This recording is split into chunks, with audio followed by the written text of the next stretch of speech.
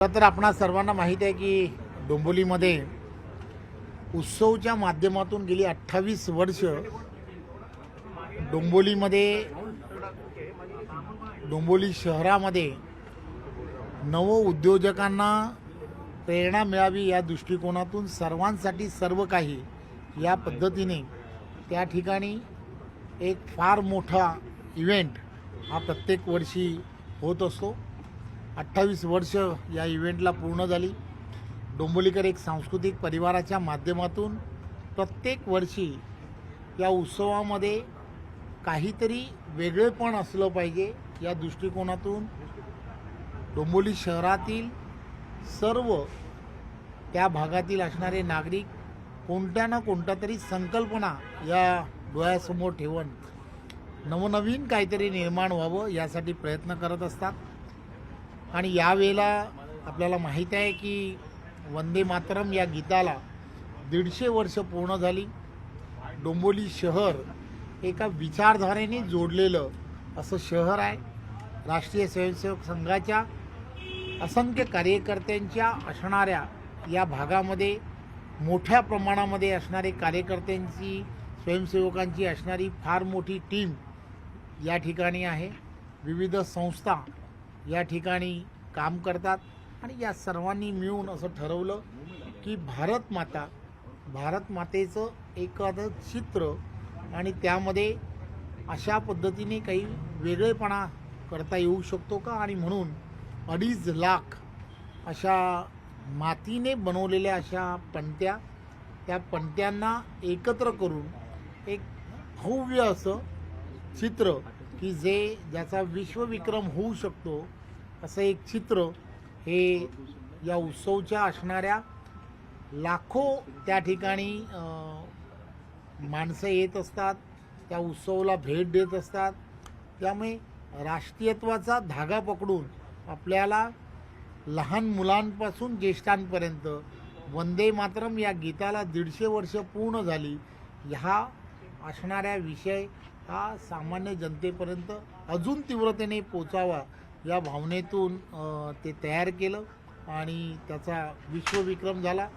मध्यंतरीच उद्घाटनाचा कार्यक्रम ज्या वेळेला झाला त्या कार्यक्रमात त्या सर्व विश्वविक्रम झाल्यामुळे त्या ठिकाणी त्याचा ज्याला पारितोषिक प्रदान ज्याला म्हणतात तो समारंभसुद्धा त्या ठिकाणी पूर्ण झाला। भाऊ, पालिका निवडणुकीच्या जागा वाटपाची चर्चा सुरू आहे, कुठपर्यंत सगळं आलेलं आहे? कारण अवघे काही दिवस राहिले। खरं तर सर्व ठिकाणी त्या ठिकाणचे असणारे पालिकेमध्ये महायुतीचे असणारे सर्व प्रमुख पदाधिकारी ते सर्व ठिकाणी चर्चा करतायत।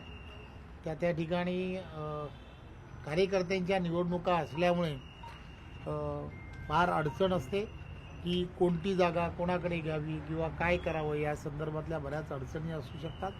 त्यामुळे ती पदाधिकारी पूर्ण त्यांच्या सेटिंग्स 3-3, 4-4 सेटिंग्स त्या आत्तापर्यंत झालेल्या आहेत। लवकरच त्या सर्व ठिकाणी जे काही तिथले खाली असणारे पदाधिकारी त्या संदर्भातले निर्णय घेतील त्या संदर्भातला निर्णय जो आहे तो आपल्यापर्यंत प्रत्येक ठिकाणी भाजपची ताकद वाढली आहे। कल्याण डोंबिवली असेल, ठाणे असेल, आणि वाढलेली ताकद खरं तर जास्तीत जास्त जागांवर भर राहिला। 4-4 वाजेपर्यंत तुम्ही बसताय, मुख्यमंत्री एकनाथ शिंदे यांच्यासोबत देखील बैठका होत आहे।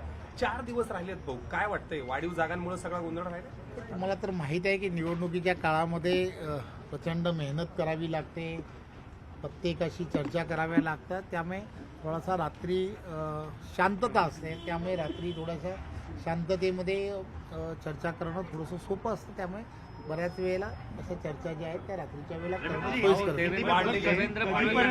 यशस्वी मॉडेल जे आहे ते या निकालामध्ये पाहायला मिळालं होतं। आता पालिका निवडणुकामध्ये देखील हे यशस्वी मॉडेल पुन्हा एकदा पाहायला मिळणार आहे का? 29 महानगरपालिकेच्या निवडणुका ज्या आहेत त्या निवडणुका 15 तारखेला होऊ घातल्यात। मला खात्री आहे देशाचे पंतप्रधान नरेंद्र मोदीजी यांच्या नेतृत्वामध्ये आणि महाराष्ट्रात आमचे सर्वांचे लोकप्रिय असे नेते आणि महाराष्ट्राचे मुख्यमंत्री आदरणीय देवेंद्रजी यांच्या नेतृत्वामध्ये महायुतीमध्ये अतिशय चांगलं काम या वर्षभरामध्ये झालेलं आहे। NDAचं गेल्या 11 वर्षामधलं काम आणि आत्ता देवेंद्रजींच्या नेतृत्वातलं काम, या सगळ्या गोष्टीमध्ये मुळे एक पॉझिटिव्ह असा पूर्णच्या पूर्ण महाराष्ट्रामध्ये वातावरण तुम्हाला आम्हाला सर्वांना पाहायला मिळत आहे. त्यामुळे या सर्व ठिकाणी असं वाटतंय, वातावरण तर तसं सांगतंय की महायुतीचेच सर्व ठिकाणी महापौर होतील.